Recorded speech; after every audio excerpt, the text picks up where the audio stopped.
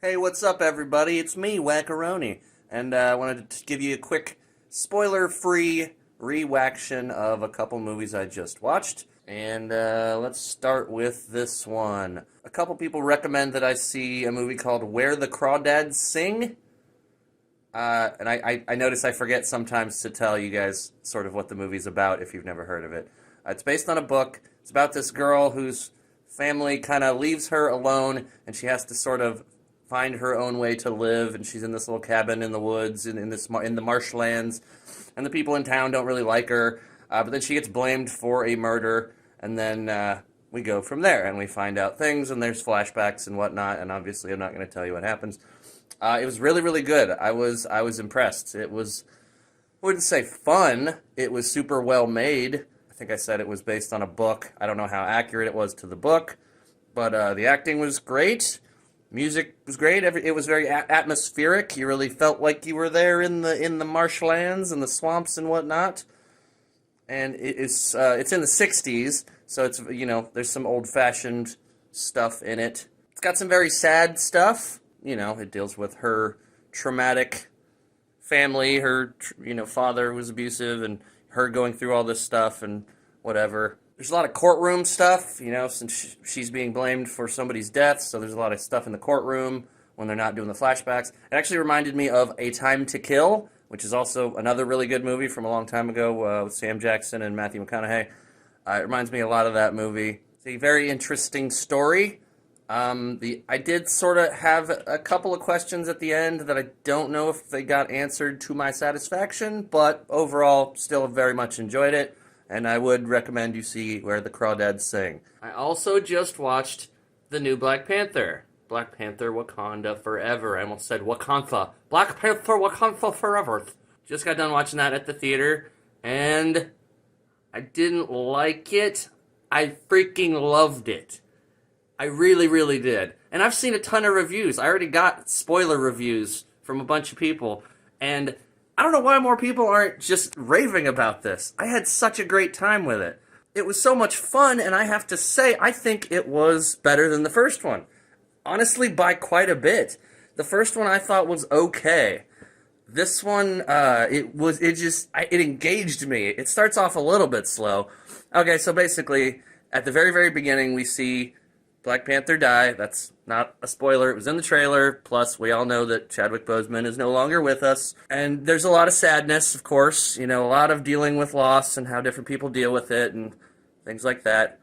Namor shows up. I really, really liked Namor quite a bit. His look is a little stranger than I would have expected, but it worked for me.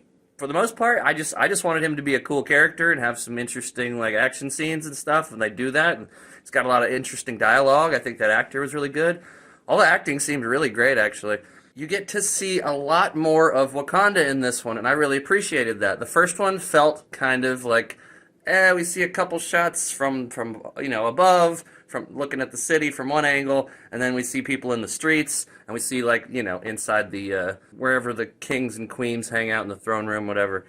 But we don't really get to see the city, the sights and the sights and scenes and whatnot. And this one really is very atmospheric. Once again, let me use that word, atmospheric, and you really get a good sense of how, the other parts of Wakanda kind of look and feel, and it's very, very cool. The action was freaking amazing. By the way, I saw this in 3D.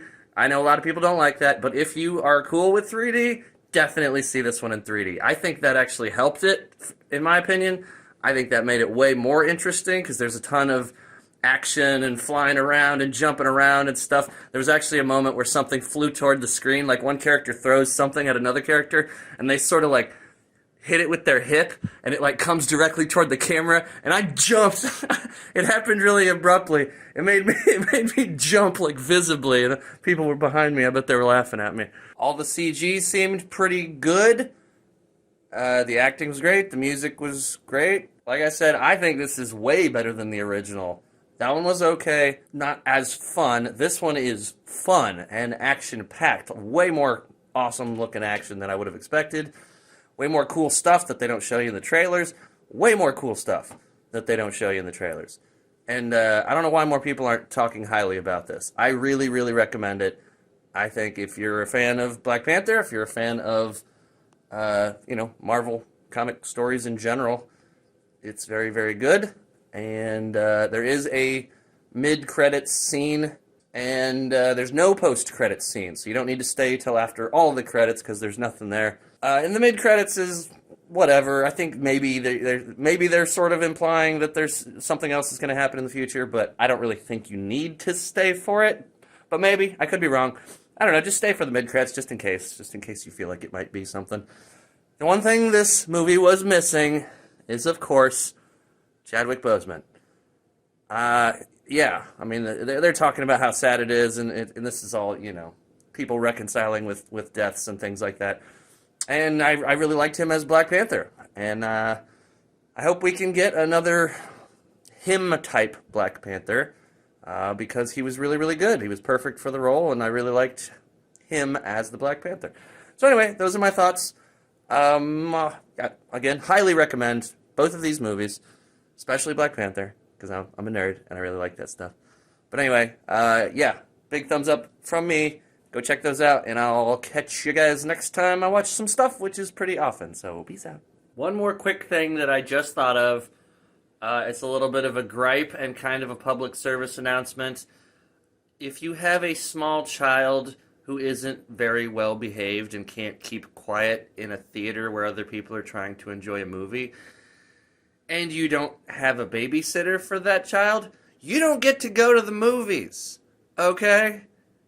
Some of us are trying to enjoy a story without a child screaming and singing at full volume and talking with the parents while they pull out their flashlight on their phone to look up at something that dropped on the floor.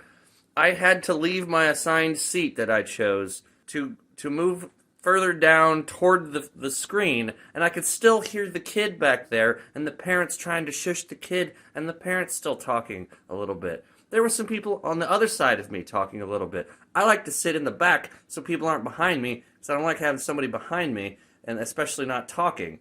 But I had somebody to my right talking a little bit, and then I got annoying child squeaking its little annoying squeak voice over here, talking about God knows what. The Black Panther movie was like, it's pretty sad, and it's got a lot of, violence and stuff. Either teach your kid to be quiet in a theater or leave them somewhere else.